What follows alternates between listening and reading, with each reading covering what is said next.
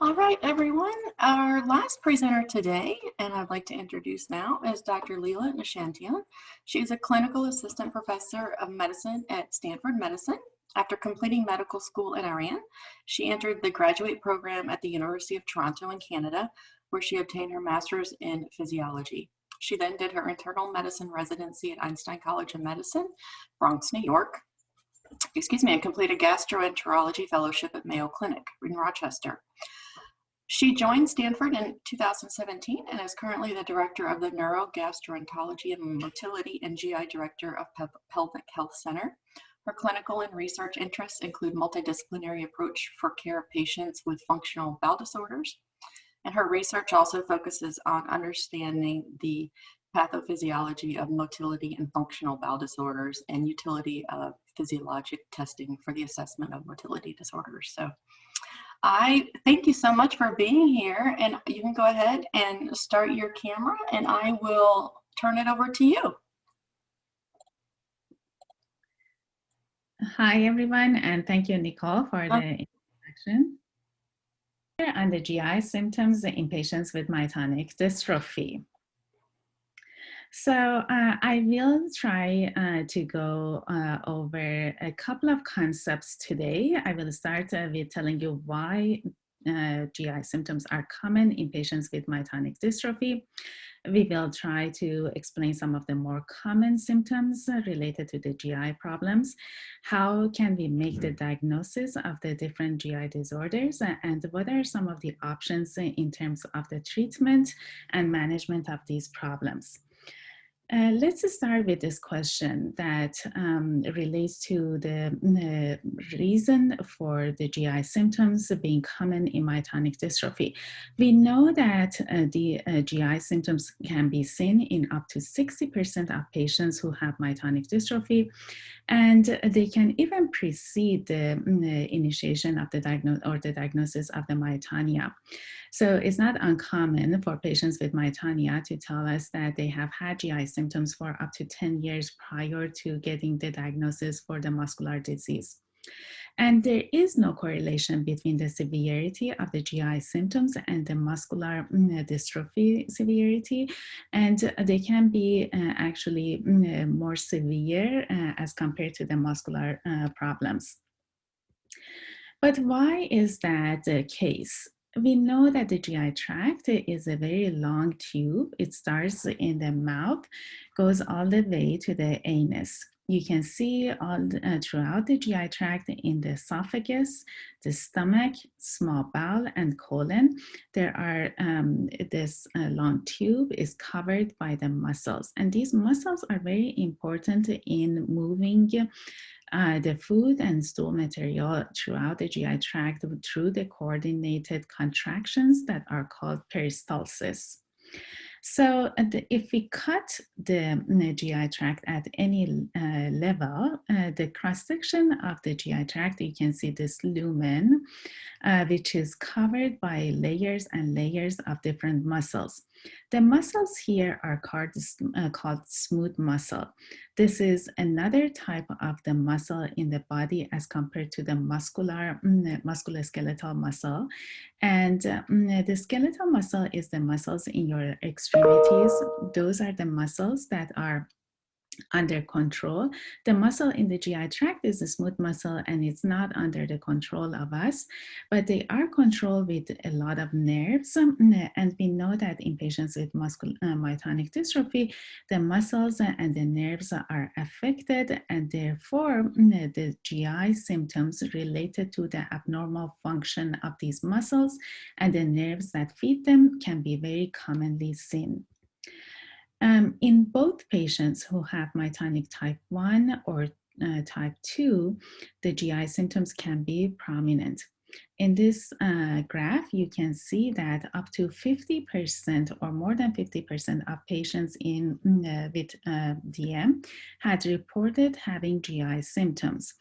And when we look at individual symptoms, there seem to be some differences between the two types of the myotonic dystrophy. Symptoms related to the trouble swallowing is more common in patients with DM1. As you can see, the percent of these GI disorders are shown in blue for patients with DM1, and they are shown in yellow for patients with DM2. And on the other hand, the symptoms related to constipation can be more common in patients with DM2. However, you can still see that up to 1/3 of the patients whether DM1 or 2 are also reporting these symptoms. So the symptoms related to trouble swallowing, acid reflux, constipation can be very commonly reported in our patients with DM. And there are other symptoms related to the gallbladder problems, liver problems, and stomach that also were shown to be seen in a fraction of patients with DM. When we ask about all these GI symptoms that may be reported by our patients, in this study that was conducted by Dr. Day at Stanford, we learned that a variety of GI symptoms can be seen in our patients with DM. Some of these symptoms, such as belly pain, can be mild, not too bad.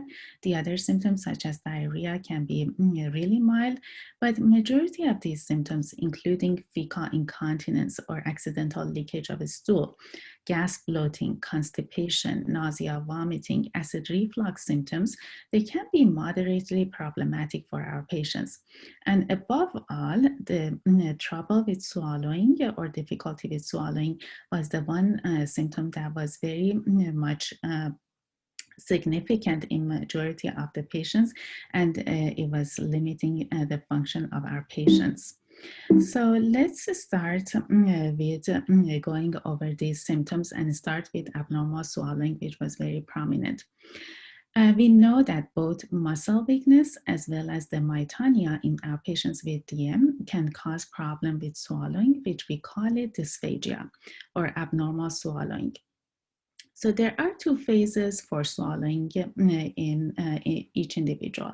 The initial phase is called the oropharyngeal dysphagia or oropharyngeal phase of swallowing, where we chew the food and the tongue and coordinated movement of the muscles of the throat are helping for the food to go down to the esophagus. So this is the initial phase of the swallowing or oropharyngeal swallowing. And we know that because of the muscle weakness, this can be very much disrupted in many patients with myotonic dystrophy. The second phase of swallowing is where the food goes down in the esophagus. And esophagus is the long tube between the mouth and stomach. And if the contractions are abnormal here, you may feel the food is stuck in the chest or here at the bottom of your neck. So it's important to monitor for symptoms related to dysphagia or abnormal swallowing. The reason is that oftentimes what happens is that we change our lifestyle. Someone may think that we are slow eater, we are taking more time to chew the food without noticing that this is truly because of the problem with swallowing, that we are adjusting our eating behavior rather than understanding, appreciating that this is a true problem. And this is important because if someone has abnormal swallowing, it can put one at risk for aspiration, regurgitation. The food can go down the wrong pipe, and this can cause pneumonia, and significant downstream effects from that can happen. So how do we make the diagnosis and know which part of the swallowing is the problem? The first test that often we order is called video fluoroscopic swallowing. You may have heard about it, modified barium swallow study. Here, different food from different textures and consistencies will be basically covered with barium, and one will swallow these food in front of the X-ray, and the dynamic imaging in the real time will show what it takes for one to swallow the food, and this will allow us to understand where is the problem with the food in the swallowing phase, in the initial swallowing phase, or in the esophagus. So we know from the previous studies that our patients with DM have a higher risk for pulling up the food in the molecular area, and this is because of the weaker swallows that can happen, and this can be a problem for many of our patients. For diagnosis of dysphagia or abnormal swallowing that is related to the esophagus, we can use the motility study or esophageal manometry. This is a catheter, a very small cord that goes through the nose to the stomach, and we will ask our patients to drink 10 sips of usually water in front of us. And this catheter, as you can see, has the pressure sensors mounted around it. And this will allow us to see the contractions that happen in the esophagus. And we can appreciate if these swallows are weak or they are normal. We can also look at the valves, the pressures at the top and at the bottom of the esophagus. I must say that there are two valves, one at the top of the esophagus and the other one is just before it's getting to the stomach. These valves are important in holding the food and preventing the food from backing up. And we know that in our patients with myotonic dystrophy, these valves can be functioning less than optimal and they can be weak. And the swallows can be also weak and the contractions in the esophagus cannot be very strong. So these are all some of the reasons that we can see clearly to contribute to the symptoms of dysphagia or abnormal swallowing. Once we make the diagnosis, we often want our patients to see speech therapists. The speech therapist will help you to learn what are the right foods that you can swallow safely and what are the tricks that you can do in terms of positioning your neck and how to do the swallowing safely. It often involves modifying the diet as well. We want the food to be more on the pureed or mechanically soft diet. We may ask you to have thickened liquids to make sure that there is no risk for aspiration. If we decide that supporting the nutritional need by feeding through the mouth is not safe and it's not possible, your doctor may consider giving you a feeding tube, which is an accessory way to provide nutrition directly to the stomach from the skin on the belly. This is done usually very easily by your gastroenterologist or surgeon. This is a day surgery. It's not more than half an hour of a procedure. It can be done with the anesthesiologist. It's an easy procedure, can be done. The tube usually can be used within the same day. And sometimes we place the tube and it's not really permanent as one will gain more basically energy and gain weight and feels better. The tube can be yanked out and it can be a temporary measure for ensuring the feeding at the time that one person needs. Let's move on to gastroesophageal reflux disease, or you may have heard about GERD or acid reflux. We know GERD is very common among the general population. Up to 40% of general population have symptoms of acid reflux. But this is even more of a problem in our patients with myotonic dystrophy. And this is again because of what I told you in terms of the lower esophageal sphincter valve being weak in our patients with DM. And this is associated with the backup of the food into the from the stomach into the esophagus. And remember, the food in the stomach is now mixed with acid, so it has a high acidity. And when it comes back to the esophagus, this is associated with significant heartburn, chest pain, acid taste, acid regurgitation, and sometimes it can cause a raspy voice, a chronic cough, and even aspiration, which can be a significant problem. If we are thinking that there is significant inflammation because of the gastric reflux, your doctor may order esophageal gastroduodenoscopy, which is called EGD. You may have heard about the upper endoscopy. Again, this is a simple procedure done with anesthesiologists to make sure that our patients are comfortable. The camera that is attached to the tube will go down the esophagus into the stomach and the initial portion of the small bowel. We can directly look inside the lining inside the GI tract, and if there is evidence of inflammation, ulceration, or problems, we can clearly see them directly, and we can also sample them, make sure that this is evaluated by pathology. So what's the best way to manage acid reflux? We start with diet. We want you to avoid any acidic food, including alcohol, coffee, citric juices. All those can be all causing problems. Portion control is a very important part of management of GERD, because as we know, the larger portion is going to be more likely to be backed up to the esophagus. After that is coming down to the lifestyle modification.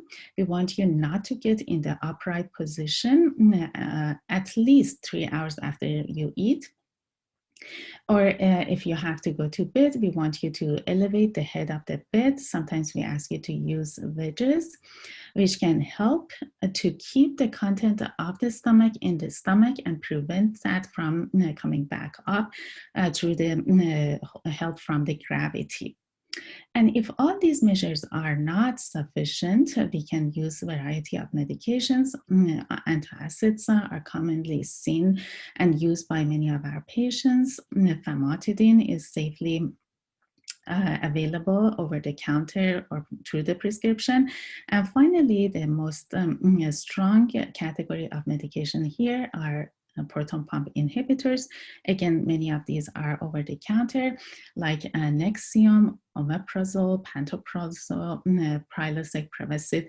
All these can be really ensuring that the acid is neutralized, and even though the content may come back up, there's no acidity to cause the problems with the heartburn. Let's move on to the gallstone disease.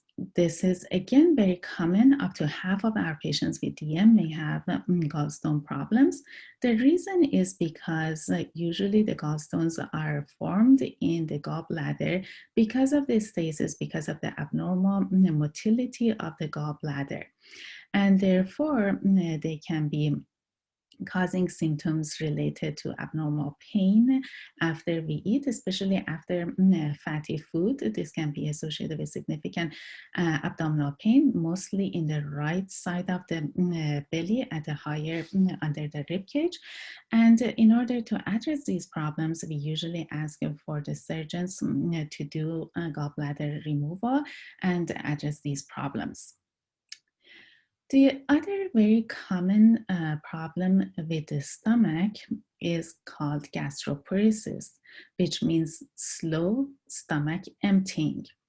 This is because the muscles of the stomach are weak, and so the food in the stomach cannot be digested within the normal time as we expect. So the food remains in the stomach longer. This is associated with significant symptoms of abdominal pain, nausea, vomiting, fullness, early satiety. And sometimes it can show as refractory acid reflux because the food doesn't empty the stomach. It stays in the stomach and comes back to the esophagus and cause more of the GERD symptoms. This is a very common problem in our patients with myotonic dystrophy, and this is just because of the abnormal function of the muscles of the stomach. How we make the diagnosis is through two tests. The first and more common test is called gastric emptying scintigraphy. Here we ask our patients to have the standard meal, which consists of 2 toast and strawberry jam and a scrambled egg, which has the radionuclide isotope, and then the images will be obtained from the stomach at time 0 immediately after you eat the food. 1, 2, 3, 4 hours after the digestion of the food, we look at the images from the stomach to see how much of this labeled food has left the stomach within these 4 hours and determine if the stomach emptying is normal or not. The other way to make the diagnosis of delayed gastric emptying is using the SMART pill. This is a capsule which is bigger size, so one should be able to swallow bigger capsules. But this capsule, once it goes inside the body, it can measure the temperature, the acidity, as well as the contractions throughout the GI tract. And based on the differences in the acid from the stomach to the small bowel and in the colon, we can measure the time for the stomach, small bowel, or the colon that they take to get the capsule out. And this is a surrogate for the transit time or emptying time for each portion of the GI tract. So this is a very fancy study that can give us a lot of information about your GI motility. In terms of the management of symptoms of gastroparesis, we start with dietary modification. We ask for 5 meals rather than 3 bigger meals. We want you to go for a smaller portion, but more frequently. Fat is more likely to stay in the stomach longer, so we want to minimize the fat and roughage for the same reason. In terms of the hydration, we want to make sure you have enough hydration through the electrolytes and avoid any carbonated sodas to help you with that part. In terms of the medication, your doctors may decide to give you the agents that are augmenting the contractions of the stomach to help to get the stomach empty. There are a variety of medications available on that side. Or they may also give you some antiemetics because many of our patients with gastroparesis, they have a lot of nausea, vomiting. So we give a lot of medications to control the nausea. These medications, we call them antiemetics. But these are the medications that are used to keep the nausea and vomiting at bay. Again, a large number of medications are available in this family that can be used for control of symptoms. And we know that these medications, including metoclopramide, you may know it as Reglan, or erythromycin, which is an antibiotic that helps with increasing the motility of the stomach, can help specifically the gastric emptying in patients with DM, based on the studies that have been done in the patients with DM specifically. Let's move on to the small bowel. The problem that can be seen with abnormal motility of the small bowel is called chronic intestinal pseudo-obstruction. This is a difficult problem here.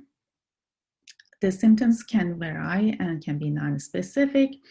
Majority of our patients with pseudo-obstruction will present with significant abdominal bloating, abdominal pain, nausea, constipation, sometimes overflow diarrhea, heartburn, and nausea, vomiting can be very prominent here. This is because of the abnormal function of the muscles and the nerves in the small bowel, and the manifestation often is with abdominal bloating. How do we manage this? The most important thing to remember here is not to go for any surgery. The reason is because of the dilated loops that often seen in patients with pseudo-obstruction, meaning that the small bowel loops are quite big and distended. And this is what is usually seen in patients who have true obstruction, mechanical obstruction of their bowels. Many of the doctors who are not well aware of the presence of the pseudo-obstruction, they may take the patients who come with significant abdominal pain and these distended loops or dilated loops in the x-ray. They may think that this is a surgical situation. They may take the patient to the surgery, but we know that in reality, there is no mechanical obstruction. There is no role for any surgery, and surgery will just add to the problems. What we can do here, we start with dietary modification.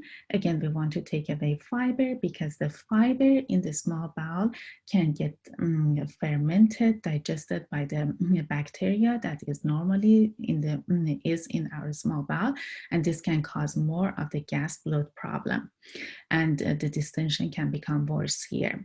We want to make sure that our patients get enough nutrients. If this is not true, possible through the feeding, whether through the mouth or through the feeding tube, we may ask for the IV hydration and IV parenteral nutrition as well. We want to make sure the bacteria that can be accumulated in the small bowel because of the stasis, because of the abnormal motility of the bowel, is addressed with the antibiotics. And also there are a number of different pro-motility drugs, meaning the drugs that can augment the motility, improve the motility of the GI tract that we can use to address the problems with pseudo-obstruction. Going to the colon now, I want to talk to you about irritable bowel syndrome, which is a very common syndrome in general population, but also in our patients with DM. Here in this picture, I'm showing you the picture of the colon, which is starting at the cecum, where the small bowel comes to reach the colon. And colon, some people may know it as large bowel. And it starts in the right side of your belly. It goes up and crosses the abdomen under the ribcage rather, to the left side. In the left side, it comes down on the left side of the abdomen. In the lower left side of the belly, this is where we call it sigmoid colon. Sigmoid ends into the rectum, and the rectum finally ends up in the anal canal, and this is the outlet to the outlet of the GI tract. So, in our patients with irritable bowel syndrome, usually there is abdominal pain and bloating and discomfort associated with either diarrhea or constipation, or sometimes a fluctuation between the two can be very bothersome. And this is often attributed to the abnormal function of the colon, although the rest of the GI tract also malfunctioning, and abnormal motility of the rest of the GI tract can also give you similar symptoms. So I'm showing you this Bristol stool chart, which the doctors use to describe the stool consistency. And you can see we have 7 stool consistency, and we usually aim for type 4, which is the ideal stool, which is like a sausage or a snake, smooth and soft. But we know that in our patients with the IBS, and many of our patients with DM, it's not super easy to achieve these ideal stools, and sometimes it's more difficult. But what is constipation? I want to make sure that you all know that constipation is not only having infrequent bowel movements. It's also not always having hard stools. Many of our patients with constipation, as we define, they come and tell me that they have 7 soft stools every day. but they have to strain, they have to, the sensation that they cannot get themselves empty. They feel that there is blockage at their anus when they try to get the stool out. And sometimes they even have to use their finger to get the stuff, the stool out. So although they may not sound like someone who has constipation because they don't have a hard stool or infrequent stools, for us gastroenterologists, any of these symptoms, the two of these symptoms that are prominent in the bowel movements, we consider this constipation. So the causes of constipation usually coming down to be either abnormal colonic function, the large bowel or the colon can be slow. These rhythmic contractions that are important for moving the stool throughout the colon can be slow, and this is the condition that we call slow transit constipation. On the other hand, some patients, they have normal colonic motility. The motility is not abnormal. What happens is there is a discoordinated movement in the rectal pressures and the pelvic floor muscles. In other words, at the end, when we want to have a bowel movement, there must be the coordination between increase in the colonic contractions. The rectal pressure should go so that the stool can be pushed, propulsive forces should be there. But at the same time, the pelvic floor muscles, the anal sphincter muscles should relax to let the stool out with no problem. If any of these don't happen, we are going to have problems with constipation.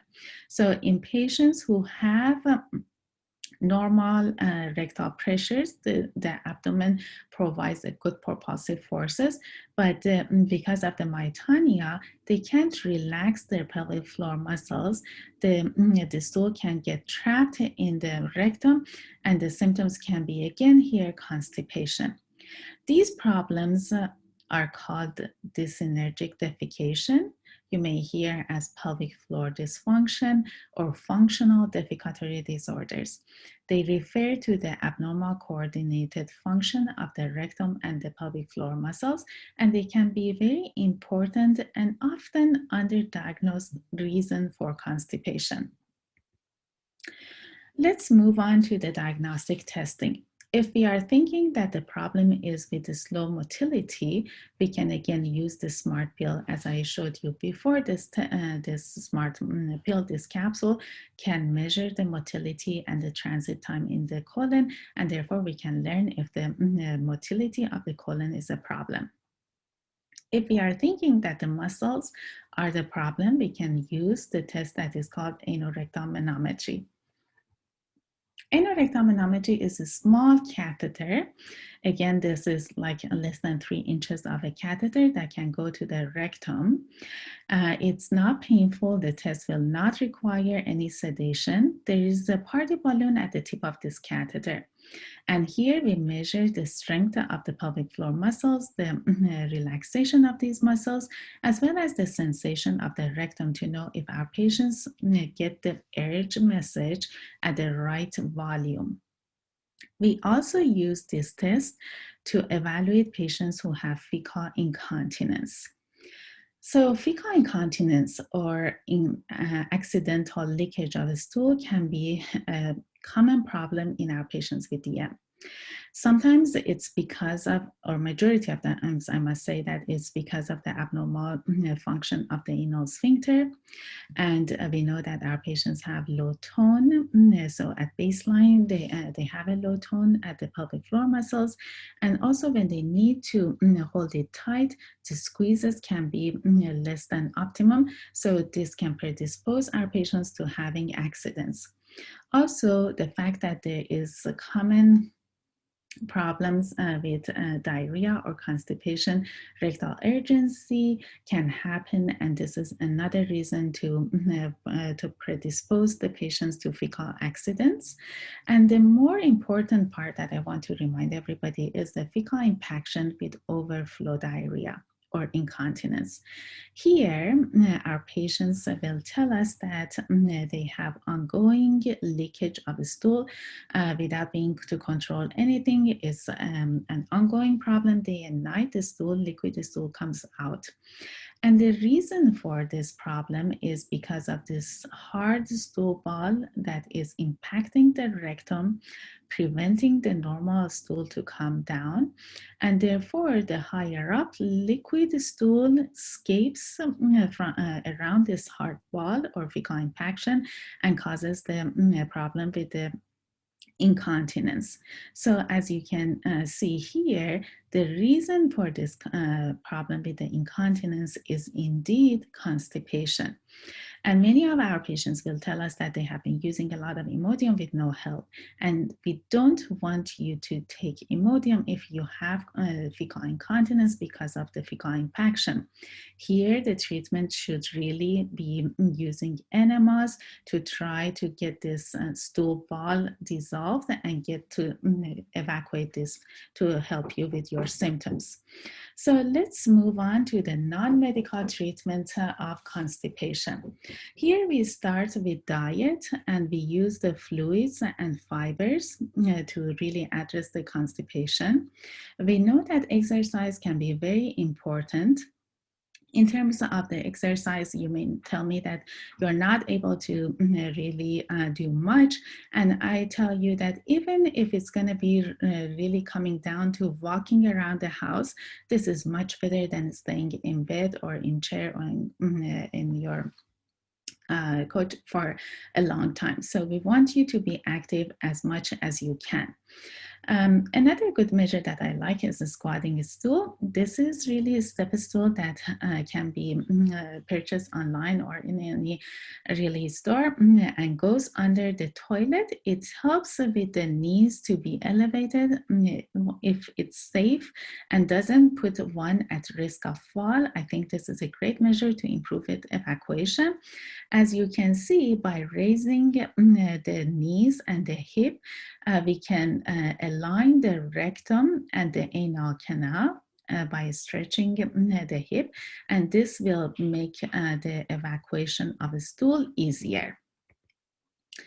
Let's take a moment and talk about fiber. There are two types of fiber. One is soluble, the other one is insoluble fiber. We know that it's the form of the soluble fiber that is important for managing constipation. Other words, your cereal in the morning will not really impact your constipation. The bran fiber doesn't really add much for management of the constipation. We want you to not to overdo fiber, and the maximum dose per day should not go more than 30 grams because the increase in the fiber can also cause excessive bloating and gas because of the fermentation of the fiber in the colon. Other medical management of constipation, we can often start with using osmotic laxatives over the counter in many forms: Miralax, polyethylene glycol, magnesium salts. A variety of them are available, very effective. Sometimes your doctor may give you lactulose. Stimulant laxatives, again, they are over the counter, bisacodyl, Senna, Dulcolax, all. They can be very effective. Some old doctors may tell you that you should not use them long term, but we know that they can be very safely used as long as they are well tolerated. And there are very nice, recently approved prescription medications for constipation as well. They can be very potent, and the limitation can be causing diarrhea. And finally, if we cannot really get much of a control over the stool consistency and evacuation is a huge problem, we can use the suppositories or enemas such as glycerin, mineral oil, or fleet or tap water enemas to get the rectum empty and address the symptoms related to the abnormal evacuation. The physical therapy can be very effective in managing the problems with evacuation and defecatory disorders, and they can tell you how to use the pelvic floor muscles, abdominal muscles, their tricks in helping you with better evacuation. Um, about the diarrhea in our patients with DM, the most common cause of the diarrhea can be small intestinal bacterial overgrowth. Here, the symptoms of diarrhea associated with cramping and abdominal bloating are because of the abnormal growth of the number of the bacteria in the small bowel, which can be commonly seen in our patients with myotonic dystrophy because of the abnormal motility of the small bowel. In order to make the diagnosis, we often ask you to do a simple breath test. This is, you have to drink the sugary contents, and then every 20 minutes for a couple of hours, we are going to ask you to collect your breath into a bag, and we measure the amount of the hydrogen and methane in this bag and make the diagnosis based on the elevation of these gases. And if that's the case, treatment usually involves using antibiotics. This can be a recurrent problem in some patients and may require multiple doses of antibiotics. Other causes of diarrhea include bile salt malabsorption, and this is because of the abnormal gallbladder activity. The bile can be coming to the GI tract, behaving like a laxative. And in order to address the problems with this diarrhea, we will ask you to use the bile salt binder, and this is going to prevent this bile from causing diarrhea. Fat malabsorption can be another reason for the diarrhea. This is because of the pancreatic enzyme insufficiency. And in order to address this problem, we will replace the pancreatic enzymes, and we will ask you to use the pancreatic enzymes with your meals to prevent these oily fat droplets in the stool that can cause diarrhea. So the causes of abdominal pain, as you saw, can be various, and many of the GI symptoms or pathologies that I described can cause belly pain. Whether this is gastroparesis, pseudo-obstruction, IBS, or irritable bowel syndrome with constipation, diarrhea, bacterial overgrowth, they can all cause abdominal pain. And we often want to address the abdominal pain based on the underlying problem and address the underlying problem.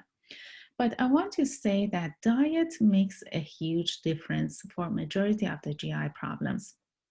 It may not be the only answer to address the problem, but it's very important to go with the small portions and try to avoid the food that cause the trigger food that cause problems, including lactose-free diet, gluten-free diet, or ultimately the FODMAP is the diet that has been shown to be really helping a lot of patients with irritable bowel syndrome. But this is a very restrictive diet, and it should be implemented through a GI dietitian because it's not easy for you to just follow those recommendations. If the pain persists, we can use anti-spasmodics. These are the medications that will relax the smooth muscle that I told you is in the GI tract. So by relaxing the smooth muscle, the cramping and pain in the GI tract can get better. And there are different medications here. Peppermint oil, you may have heard about FD-GARD, IB-GARD, Ibergast, or anticholinergics like Bentyl, dicyclomine, Levsin. These are the agents that we can often use for our patients. And if none of these are helping, then we can use the medications that affect the nerves and dampen the excitation of these nerves that are often causing the pain. Most of these medications are used for a variety of other chronic pain problems as well. Or some of them may be antidepressive medications because they work on the nerves. So in summary, DM can affect the GI tract from mouth to the anus. GI symptoms are common in patients with DM. A variety of motility and diagnostic tests are available for assessment of GI symptoms. Most of the GI symptoms are amenable to treatment, and the treatment of GI symptoms will improve quality of life in patients with myotonic dystrophy. Thank you very much for your attention. And please let me know if you have any questions. I see a few questions in the chat already. Yeah, we have quite a few. Thank you very much for that. One to start off, can you take Miralax daily? Is that safe to take ongoing? Yes, Miralax is considered to be a very safe medication. It doesn't have any systemic absorption, and therefore we think there has not been any adverse events reported with its use long term. Okay. This person is wondering if this is common for DM. They had a volvulus a couple of years ago and had to have colon resection surgery. Is that common? Well, a volvulus is common in patients who have this motility of their colon.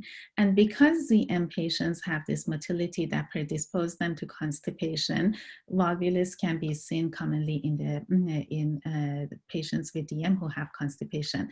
And it's addressed usually through the surgery, but we want to make sure that there is no constipation even after the surgery. Okay. Okay. What can you tell us about Ranitidine? It seems to be more effective than Fampatine, but it's no longer available. Do you know why it's no longer available? Ranitidine was removed from the market last year. The reason is because of the concern over the problems with the cancer predisposition. Cancer. Okay. So I think we want you and whoever has been using it in the past to stay away from ranitidine for time being. And if famotidine is not enough for you, you may want to ask your doctor to provide more recommendations regarding the proton pump inhibitors, such as omeprazole or those medications. Okay.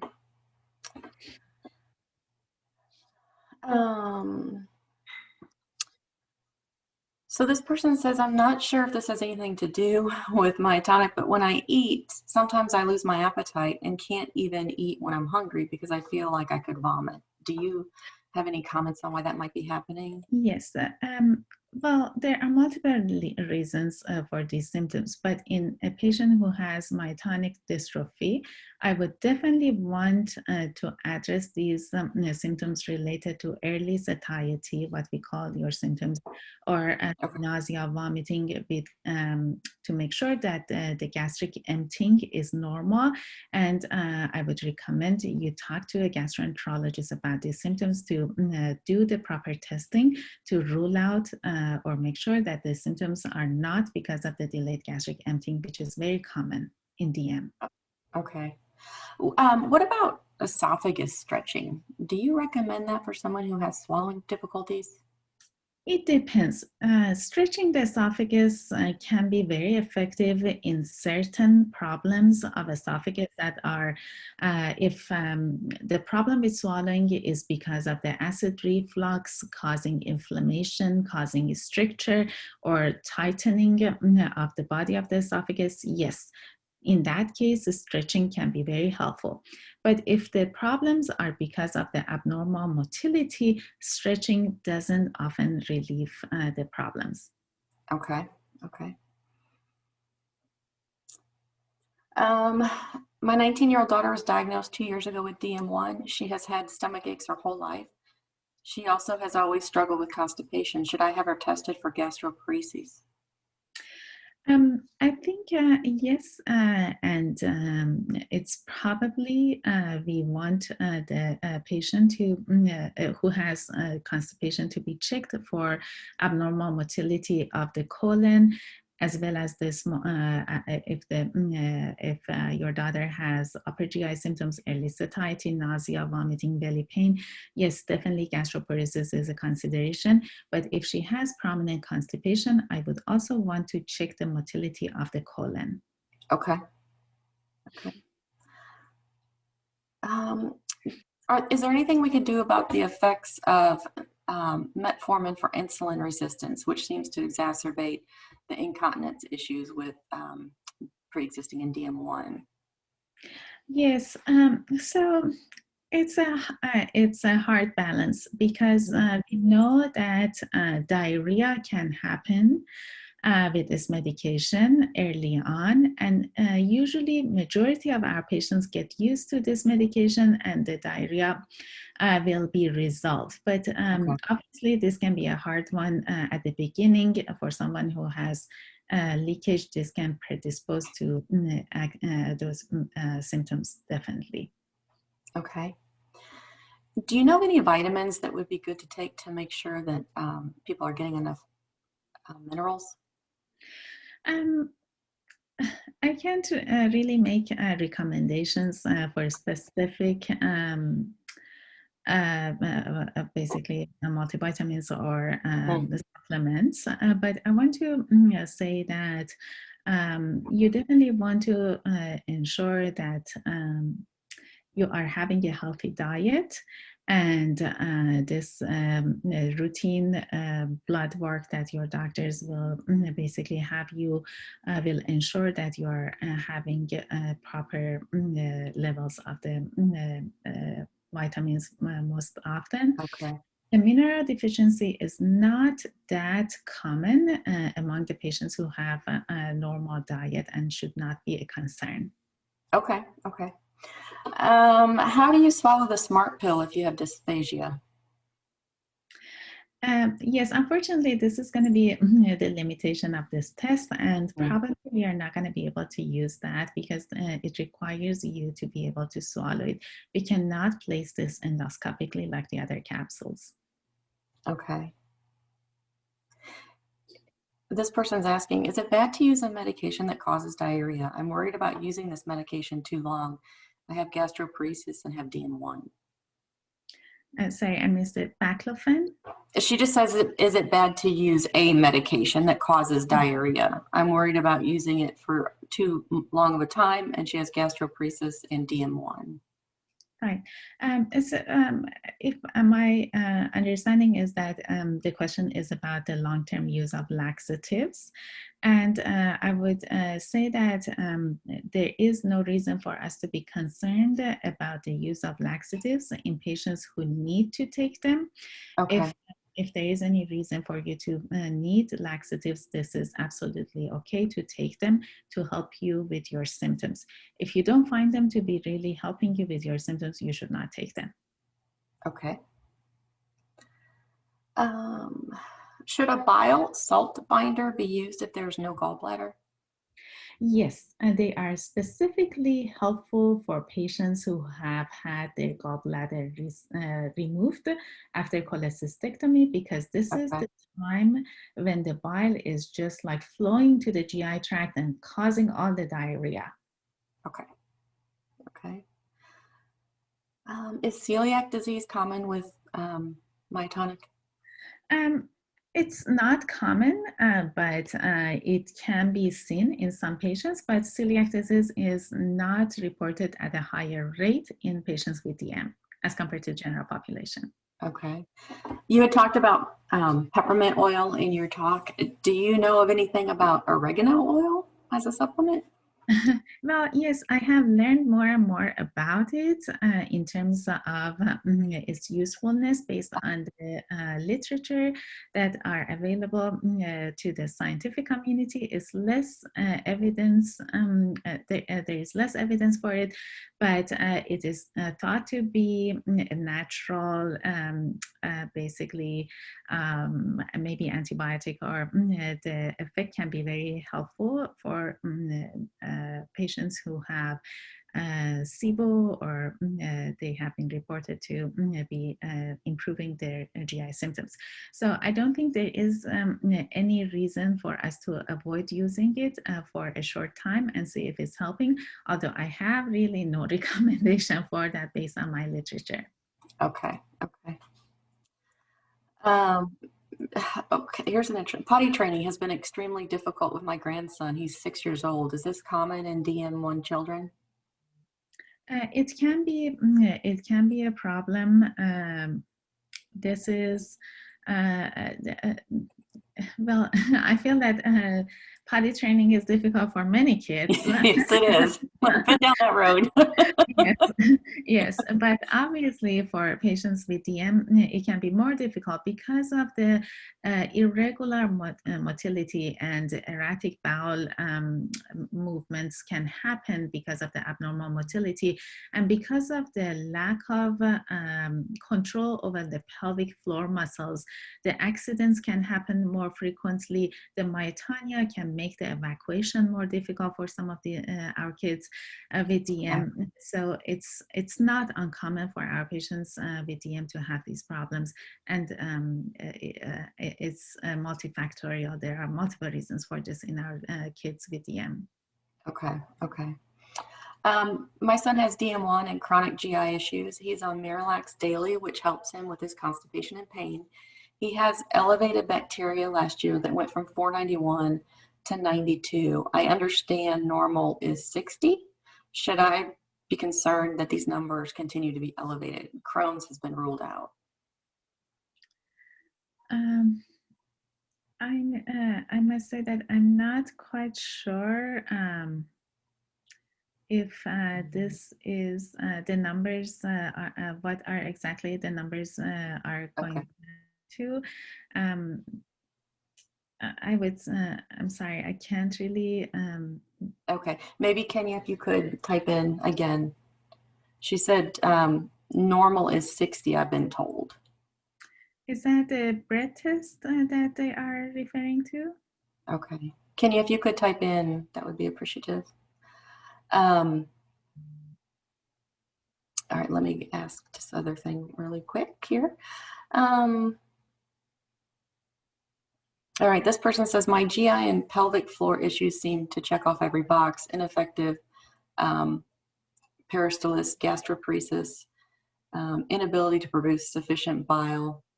Now I am retaining fluids. I've gained 18 pounds in 3 weeks, and I'm a very small person. What will be a safe way to treat this? Yes, this is definitely a hard problem. Yeah. And I would say that the motility is definitely like here a problem here. I want to make sure that pelvic floor. I want to make sure that the pelvic floor issues, it seems that they have been ruled out for any problems with related to pelvic floor. So the other reason for such a gain weight in a short time is definitely because of the cardiovascular issues. And I want to make sure that you may notice more of your GI symptoms, but the underlying problem can be really because of the heart issues. And here is very, very important for you to make sure that because DM can, as you are all well aware of it, it can be because of the heart problems. You see the symptoms coming down to your GI symptoms, but the problem can be really because of the heart. Okay, and Dr. Wheeler earlier this morning talked about swelling and retaining water, so it's very relevant. All right, so the test that they were referring to, normal is 60, is in regards to a stool sample? Yes, calprotectin levels. Okay. In August, I think it was 491. Mm-hmm. So I would say that the 98 is rather considered in a borderline to normal. So anything less than 150 is considered really normal. Okay. I would still want to make sure that Kenya, I think your son or your daughter has had either imaging, CT scan, MRI, or definitely use endoscopy to make sure that there is no inflammation. Otherwise, I would not consider this level to be very abnormal for your son or. Okay. Last question I think I see is, and I'm going to probably mispronounce this, hyoscyamine elixir. Yes. What does that do? It's also anti-spasmodic. It's an anticholinergic. It's relaxing the smooth muscles in the GI tract, including colon, and so provides some degree of relief of cramping. And it can be very effective for some patients. Okay. All right. Well, I think we got through all of your questions.